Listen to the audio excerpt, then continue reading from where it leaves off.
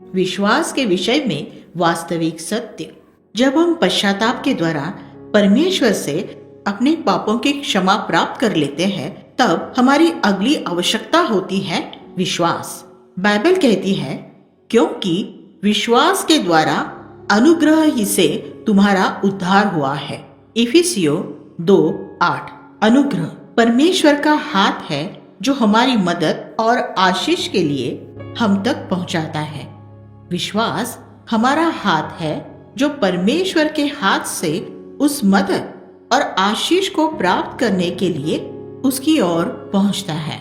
जैसे हमने पहले देखा, परमेश्वर बुद्धिहीन रोबोट को नहीं चाहता जो इसलिए कार्य करते हैं क्योंकि उनमें उसी प्रकार का प्रोग्राम डाला गया है या आदेश दिया गया हो। वो चाहता है कि हम स्वयं उसका चुनाव करें। क्या आप ये विश्वास करते हैं कि परमेश्वर एक अच्छा परमेश्वर है जो आपसे बहुत प्यार करता है?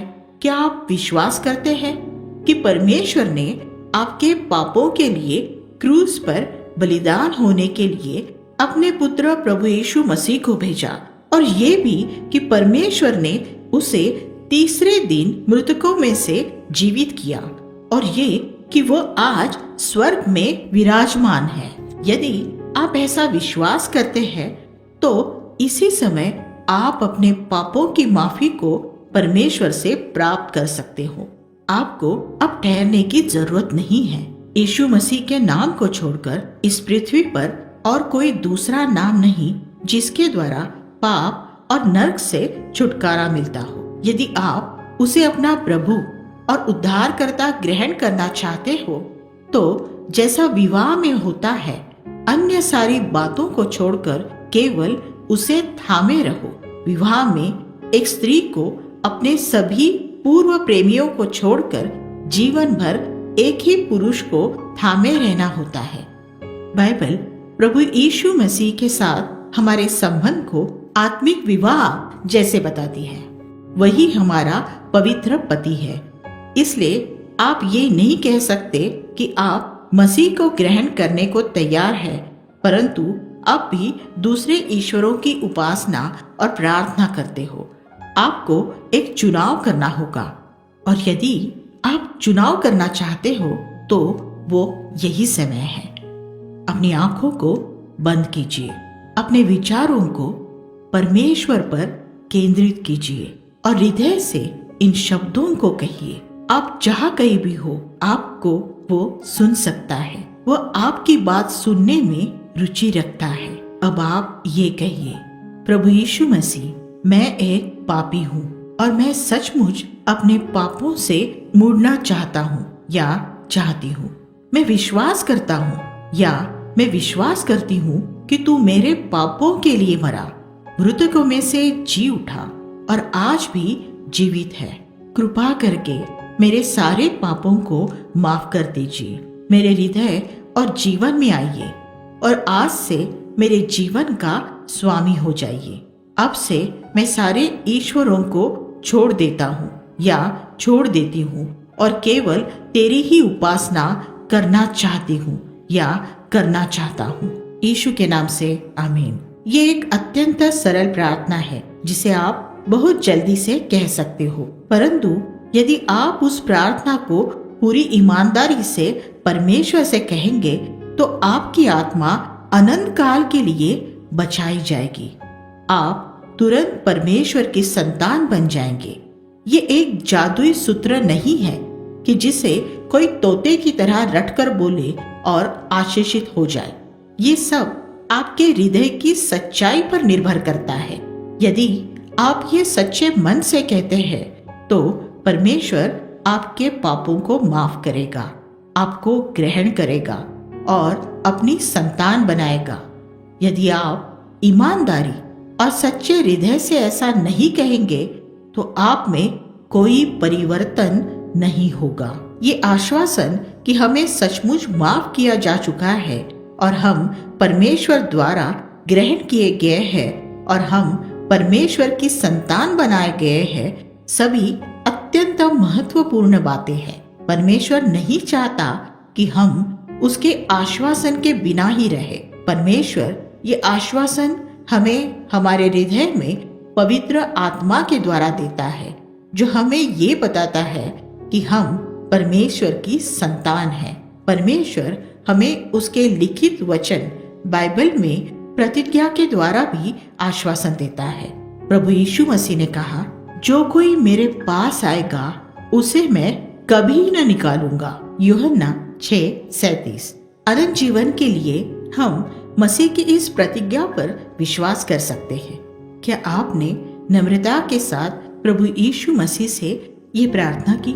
यदि आपने ऐसा किया है तो आप सचमुच उसके पास आ चुके हो। तब आप इस बात से निश्चित हो सकते हो कि उसने आपका तिरस्कार नहीं किया है। उसके पास आने में यदि आपने अपनी भूमिका को पूरा किया है तो आप इस बात से निश्चित हो सकते हो कि आपको ग्रहण करने में उसने भी अपनी भूमिका को पूरा किया है। आपको ऐसे उलझन में नहीं रहना है कि परमेश्वर ने आपको स्वीकार किया है या नहीं। इस विचारधारा पर आपको निर्भर नहीं रहना होगा। भावनाएं हमारे भौतिक शरीर से संबंध रखती है और आत्मिक बातों के विषय धोखा देती है। अपनी भावनाओं पर भरोसा रखना मतलब रेती की बुनियाद पर घर बनाने जैसा है। हमें अपना विश्वास परमेश्वर की प्रतिज्ञाओं, उसके वचन पर ही रखना चाहिए, जो चट्टान की बुनियाद पर घर बनाने के समान होगा। एक बार जब आप इस बात से निश्चित हो जाओगे कि आप परमेश्वर की संतान बन गए हो, तो इस सत्य को आपको सार्वजनिक रूप से अंगीकार करना होगा। बाइबल कहती है कि जो कुछ तुम हृदय से विश्वास करते हो उसे अपनी जीभ द्वारा अंगीकार करो। इसलिए आपको चाहिए कि आप अपने होठों से ये स्वीकार करें कि यीशु मसीह अब आपका उद्धारकर्ता और प्रभु है। आपको अपने मित्रों और रिश्तेदारों से कहना चाहिए कि मसीह ने आपके पापों को माफ कर दिया है और अब केवल वही आपके जीवन का प्रभु है। फिर आपको मसीह के साथ अपने संबंध का बपतिस्मा के द्वारा अंगीकार करना चाहिए। जब भी आपने अपना हृदय मसीह को देने का निर्णय लिया, उस वक्त जितने जल्दी हो सके आपको बपतिस्मा लेना चाहिए। बपतिस्मा कोई धार्मिक संस्कार नहीं है।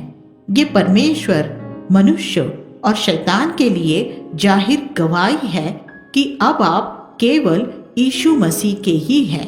बपतिस्मा की विधि में एक अन्य मसीह आपको पिता, पुत्र और पवित्र आत्मा के नाम में पानी में पूरी तरह डुबाएगा या उतारेगा, एक नदी या टंकी में, और फिर पानी से तुरंत बाहर भी निकालेगा। इस सरल विधि को पूरा करने के द्वारा आप ये गवाही देते हो कि आपका पुराना मनुष्यत्व मर चुका है। पानी में पूरी रीति से डूबने के द्वारा आप सांकेतिक रूप से पुराने मनुष्यत्व को पानी में दफन कर देते हो। पानी से बाहर आने के द्वारा आप इस बात की पुष्टि करते हो कि अब आप एक नई व्यक्ति हो। आत्मिक तौर से कहा जाए तो मृतकों में से जी उठे हो और केवल परमेश्वर को ही प्रसन्न करने की इच्छा रखते हो। अभी आप सिद्ध नहीं हुए हैं। सिद्ध होने के लिए आपको जीवन भर का समय लगेगा, परंतु आपने अपने जीवन की दिशा को बदल दिया है। अब आप फिर से पाप करना या परमेश्वर को नाराज करना नहीं चाहते। आप स्वर्ग के नागरिक और परमेश्वर की संतान बन गए हो।